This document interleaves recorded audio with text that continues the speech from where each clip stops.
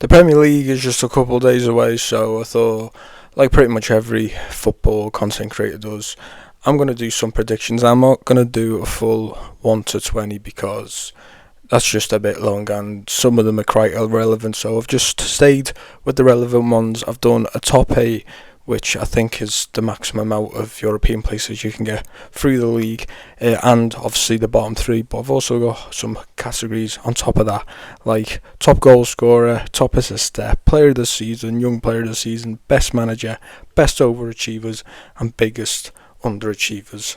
So let's get straight into it and see what I think is going to happen this season. I'm going to start off from first and work my way down to 8th and then do the rest, or the other categories, because I've already kind of touched on this when I was doing my City predictions. As you can probably guess by me saying that, I've predicted us to finish first. Now, while I do have some big questions over what's actually going on with the transfers, why have we not got more people in, because I do think depth needs to be improved, especially in the front areas, and obviously that is a huge thing, which helps you win leagues. I mean, we know ourselves from past squads that have won the title. Many of other teams, United teams, Arsenal teams, you look at their squad depth, is obviously going to be very vital for them, and you expect them to be our main title contenders again this season. But I think the starting 11 is good enough. Now, yes, that isn't enough, but I'm doing this based on the fact that I do think we're going to bring in more signings, and I think they will help us get that depth. Not necessarily as good as Arsenal's, because they've pretty much got very good cover all over the pitch, but I think it will make our depth stronger, and I think 11 for 11 on our best day we can beat Arsenal, which obviously is not going to be very well backed up by the fact that we just got beat 3-0 by them in the Community Shield.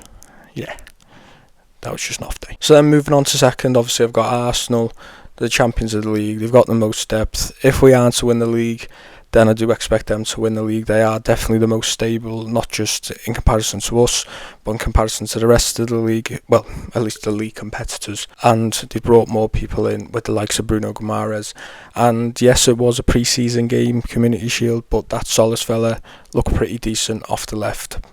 Probably is still places that they want to improve, especially in their front line, but yeah, expect them to go strong again this season. And I think they'll actually, for a neutral, be a bit more entertaining to watch this season, because I think they'll actually try and go a bit more on the front foot. And I think last season was just a need of getting over the line. In third, and this might surprise some people, but I've got Liverpool in third. I think people are underestimating them, and I think with Liverpool, maybe not every single time, but a lot of the time they end up finishing the season well, whether that be in the league or just competing very well in the league and then winning other competitions. It's when people start the season off by underestimating them. Obviously, had a very poor season for what they were expected to do last season. However, a lot of people will look at their squad. It's mostly the same as it was last season. That squad did poorly. A lot of that squad still won the league from the previous season. You also look at the likes of Isak. Yes, he wasn't great at the start of his time there, and then he's obviously had a big injury, but in the couple of games just before he got injured, being unbiased as possible, I know he's £125 million signing, so people won't give him this leniency, but he was actually looking like he might start kicking on, and then he got the injury, so very much a chance he can. And if Waits, if that Liverpool team kicks on, we saw what he did last time they did that. They won the league, and I think they'll be very much in there again this season. You might be thinking then, why have I got them third? I'm kind of going to contradict myself a tiny little bit with what I just said. As much as I think if their squad gets firing, it can mount a very good title charge again, I just think it's a little bit worse than everyone else's. I still think they need to make improvements in the transfer market. But I think overall, as much as a lot of them had a very poor season last season, even when you look at the likes of Gakpo last season, me included, I would have said, yeah, he's shit. McAllister last season, he was shit, but you look at the likes of McAllister, he had a good World Cup. Gakpo had quite a good World Cup for as long as the Netherlands were in it. So when they're firing, they can really do something, and I think with people underrating them going into the season, that gives them the best chance to develop and kind of go under the radar for a while. So yeah, I think Liverpool finishing third. I think I don't think it'll be like a three-way title race per se when I say they're going to be in a title race. I think it'll be more like Klopp's last season when they were in it for quite a while but then dropped off quite a fair bit towards the very end of the season. Then in fourth I've got Chelsea, who seem to be a lot of the big talk for one of the teams that could really challenge Arsenal this season for the title. I'll be honest, I'm not totally buying that. They've brought in a decent amount of players, but for me personally, I haven't watched pre-season, so I don't know about the Palustra guy, but he plays right wing back to my knowledge, or right back.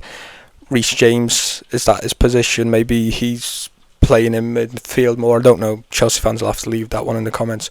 But ones that I know for sure are coming in and going straight into the starting 11 that do make improvements on the squad they had last year are Rodgers and Lacroix.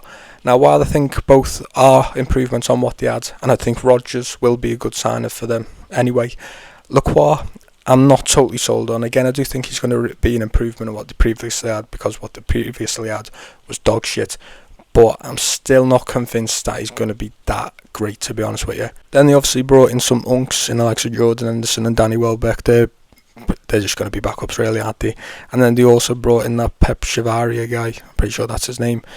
But as much as he might be good, he is ultimately just a replacement for the fact he lost Cucurella. So that's not actually an improvement on the squad they had last year. Now, I have got them in fourth, so it's definitely an improvement on what he did last year. I've done that based on the fact they have one game a week. I think that definitely helps them. That definitely helps them climb a couple of places. But looking at their signings, again, Palustra, I'm not totally sure if that is, but the out-and-out ones that you know are coming in and improving their starting 11, Lacroix and Rodgers. Two signings to take them from 10th to what a lot of people are saying, which is that they're going to be arguably, or should be, Arsenal's biggest contender for the league this season. I'm not totally sure about that. And also Xabi Alonso. Yes, okay, maybe if you compare it to this level of manager that's come into the league, what he's completed is probably better than quite a lot of them. But I also think some people are going a bit overboard with the way they're talking about him. They're almost talking about him like he is a tap-in. Not to say they're putting him on Pep Guardiola's level, but they are putting him on a level which is like, oh my word, they've got him. Wow. Why, that's huge. And I'm like, yes, he done very well with Bayer Leverkusen, and yes, he kind of got the unfortunate side of things with the whole situation at Madrid. He didn't actually do that bad there in the time that he spent there, but ultimately that's it. Do you know what I mean? And he's never managed in the Premier League before. We don't know how that's going to work. And don't get me wrong, I'm not saying he's overrated or that he's going to be a bad manager. And some people might bring up the fact that I've talked about they've only brought two signings, so how's that going to help them jump from 10th to competing for the league, and say, well, we did it in 2017, we finished 10th in 15-16 and then won the league the season after. Yes, that is true. However, the team that won the league in 2016-17, a lot of them were in the squad in the previous season, but also a lot of them were in the squad for the previous season to that in 14-15 when they won the league, which includes like Courtois, Azpilicueta. I know he didn't play much in 16-17, but Ivanovic, you had also Kurt Zouma, Gary Cahill, Matic, Fabregas, Willian, Hazard, Diego Costa. Oscar was there as well in both seasons, so a lot of them were there from the two seasons prior where they won the league. So that season where they finished 10th, horrendous off-season, but it was just an off-season for a team built full of Premier League champions, whereas this Chelsea team, in the last 4 seasons, their highest finish is 4th, and of all those 4 seasons, they've only finished in the top 5 once, which is when they finished 4th. So people comparing this situation and the fact that they could jump from 10th to win the league this season to the previous situation when they finished 10th and won the league, that to me is not comparable at all, because that team was full of people who literally won the Premier League and had an off year. This team is built from a lot of people who have never finished higher than 4th in the Premier League. In 5th, I've gone with Aston Villa. A lot of people seem to be underestimating them again, kind of like with Liverpool. Now, yes, they've lost some big players, some huge players, in fact, arguably some of their most important players, or their most important players from that season in Tielemans and Rodgers. Now, whilst on the face of it, I totally agree that they are 2 big losses we have seen this with Villa quite a lot in recent seasons. Because of FFP, they've had to sell some of their most important players, and still they continue to be in and around this sort of area. I do think they will fall off, just because I think they will need some time to adapt the new signings, and also the fact that they've got Champions League football as well, which we basically kind of similar to the last time they were in the Champions League. I think it'll be a little bit of a drop off. This should be enough though to still get them into the Champions League. Obviously the Prem usually gets 5 places. As much as people are looking at it and going it's dire, especially when they're bringing in the likes of Garnacho. I mean, they brought Sancho in a couple of seasons ago, who, okay, you'd probably say Garnacho was worse, but Sancho at the time was like, what are they doing there? They also brought in Lindelof. You'd think, what's going on there? And still, they remain in and around these positions. So a little bit of a drop off, yeah, just with the addition of Champions League, and I don't think the squad's that strong in depth to be competing and stay at the same level they were last season in the league, whilst also going strong in the Champions League. So that's where the drop off is, but ultimately still in and around that area. Yeah, I've gone with Spurs in 6. Now I personally think Roberto De Zerbi is perfect for Spurs. I did have a bit of questions over it when he actually came in, because obviously at the time they were fighting for relegation, and I thought, this fella loves playing out from the back, playing like mad attacking football. I don't know if that's what they need right now, but he got them over the line. They're still in the Premier League. A lot of people will say that's a big jump up, but I think you're just looking at it on the face of like, oh, a team that's finished 17th jumping up from to 6th is quite a mad statement. But ultimately, a lot of the teams in between Spurs, where Spurs finished last season, up until the teams competing for this kind of spot, no other clubs in that sort of range really can spend the kind of money that Spurs have just spent in terms of players that have come in and improved a team starting 11 a lot. They've made some very good signings.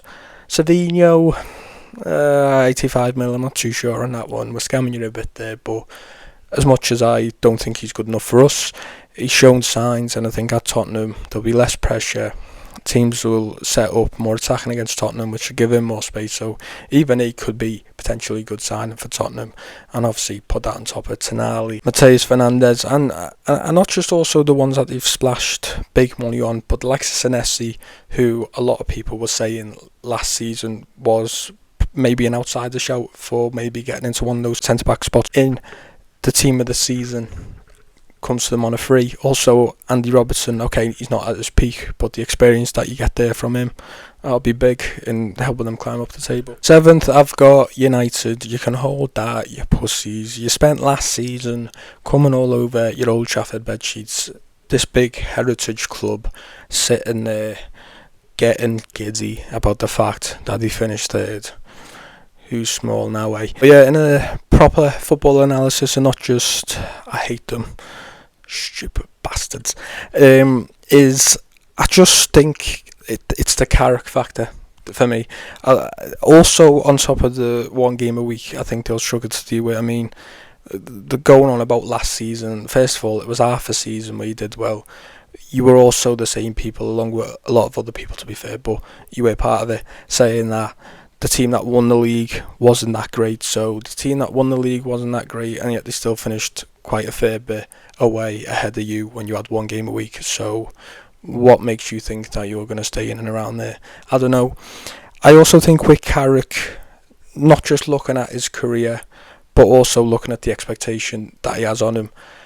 When he came in, ultimately everyone that watched a single minute of Man United under Ruben Amorim and what was going wrong there knew that all that needed to be changed was the formation. As soon as that happened, they would be better. That was just going to happen. But ultimately, it was just to get a feel-good factor in and around the club, and I think they've jumped the gun again, kind of like what they did with Ollie.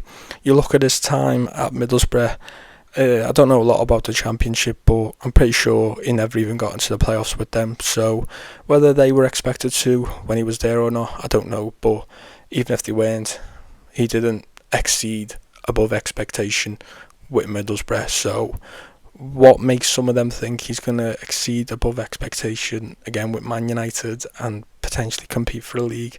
I don't know.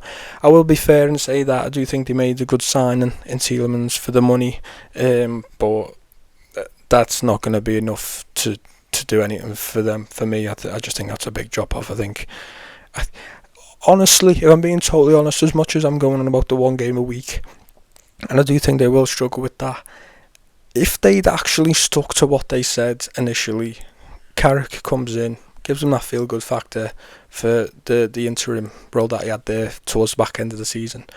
Then you go and get a more experienced manager in now, then I probably would look at it differently, but just the fact that they've stayed with Carrick, it's not even the Premier League. I generally think they flop in all competitions, and this isn't even just bias. I think they get knocked out in the Champions League group stage. I think they get knocked out in the first round of the Carabao Cup, and I think FA Cup. I'll give them till the second game. You can have your little bit of a run in that one, but in the second game you play in the FA Cup, you're going to get knocked out in that. I actually genuinely think a lot of people say Maresca could be sacked by January. Shut the fuck up. Carrick could more than well be sacked by January. He could.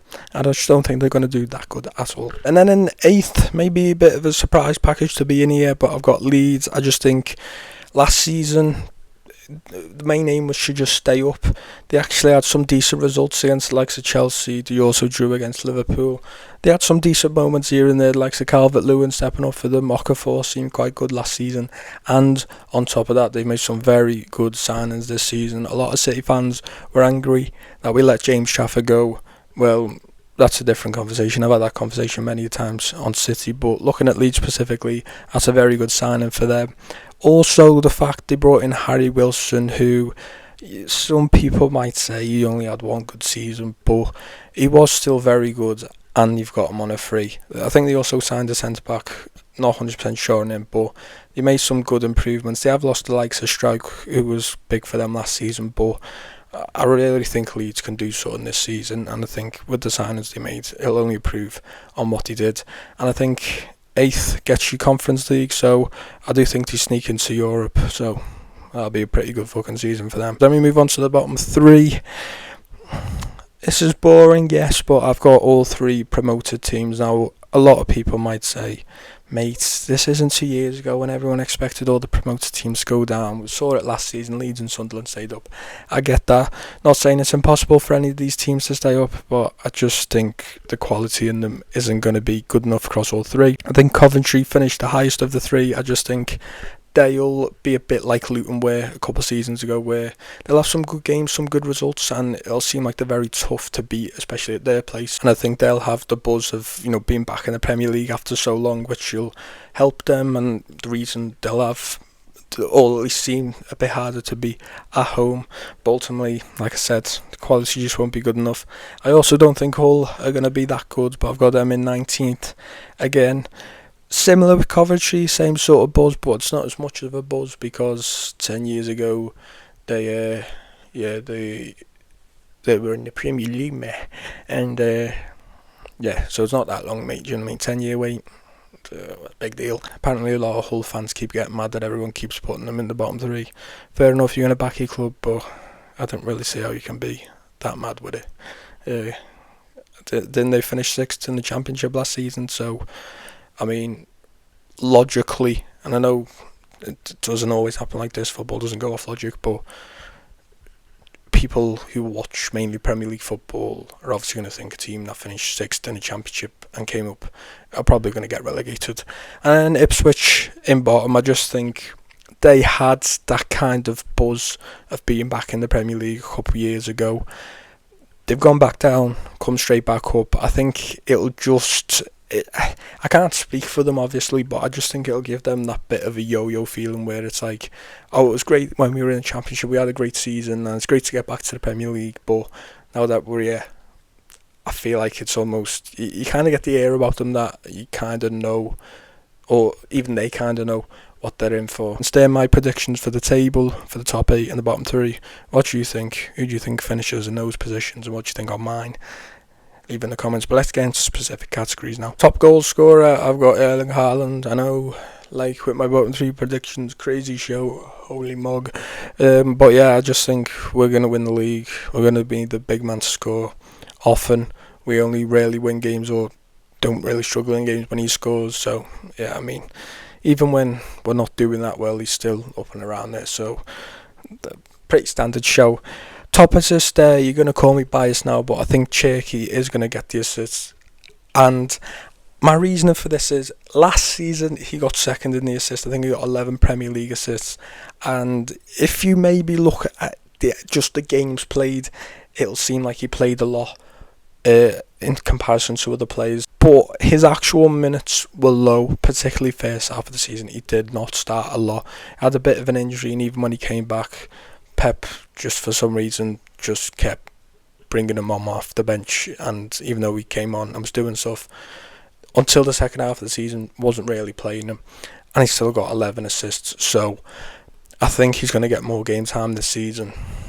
And therefore, I think he'll get more assists and enough to be the top assister for the season. And also, as much as a great striker as Haaland is, he needs service. And I think Cherky will be probably the main source of service in the team for us. And I think we're going to win the league. So, yeah.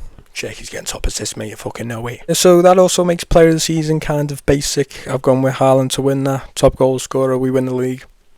Pretty self-explanatory. And then young player of the season, I've actually gone with Rio from Liverpool. I just think he's going to kick on from the signs he showed towards the back end of last season. I said I think Liverpool are going to be quite strong this season, at least being a title charge, or somewhat of a title charge, depends on if you were classed as one, for quite a while until the very back end of the season.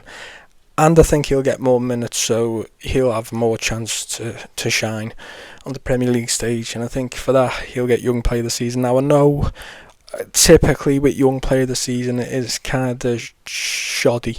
I don't even know if it's a word. I don't know where that came from, the back of the cranium, that one. Usually, they kind of scam the winner of this and they just give it to like a 23-year-old, which is the oldest you can be, to win it. Who has probably played like 5 or 6 seasons already in the Premier League, starts pretty much week in, week out, to the point where people just view him as a normal Premier League player and not a youngster, and he just wins it because maybe he gave someone else the player of the season and he was one of the nominees and didn't win it, so they thought, yeah, we'll just give it to him.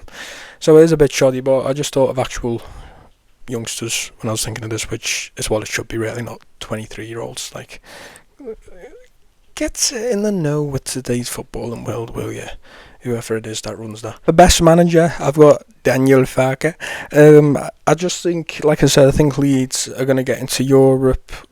It is kind of similar to the kind of shout that Iraola would have been last season. Ultimately, the manager usually wins the league. More often than not, wins it. So, obviously, in my predictions, that would be Enzo Maresca. So, I wouldn't be surprised at all if he wins it, or if it's Arsenal, if Arteta wins it again. But as the kind of like outside shout who does better in comparison to expectations, I think Daniel Farke for me. Which brings me on to my biggest overachievers, which is Leeds getting into Europe. Now, some people might argue they're kind of expected to do that, but I'll be honest, my predictions haven't really got the biggest. They're like, fucking hell, that's controversial. Where's he get his fucking brain cells from? Type shit, you know what I mean? So, yeah, I just think that'll be the biggest overachievers. And last, but probably want to be least because it's biggest underachievers. I mean, I kind of have to put United in there. I have got another suggestion for this, just so I'm not kind of just going fully based off my predictions. But I guess putting them to finish 7th when they finished 3rd last season is a bit of an underachievement for what a lot of them are expecting. But the other ones I have are Sunderland. It's not particularly that they're going to do horrendously bad. I think they will seem, at least, like they're going to be fighting relegation for a while, but towards the end, like a fair bit towards the end, not like they go down to last day or anything, they'll seem pretty comfortable for that and probably finish like 15th, maybe 14th. The reason for that is I just think they'll have a bigger focus on Europe, because I think they'll kind of see it the same way as me and go, they can kind of get away with it in the league just based on how good their home form is, which I think will help them stay up. But with the focus on Europe and with the squad depth that they have kept big players like Xhaka and Siddiqui and stuff. But I do think we'll see that bit of a drop off from them this season with that focus on Europe. So it's not necessarily a slight on them. It's just kind of like I said with Villa before. I don't think they'll be able to cope with it as overly well just based on the squad that they have. But yeah, they're my overall predictions. What do you think? Leave in the comments. Peace. Premier League.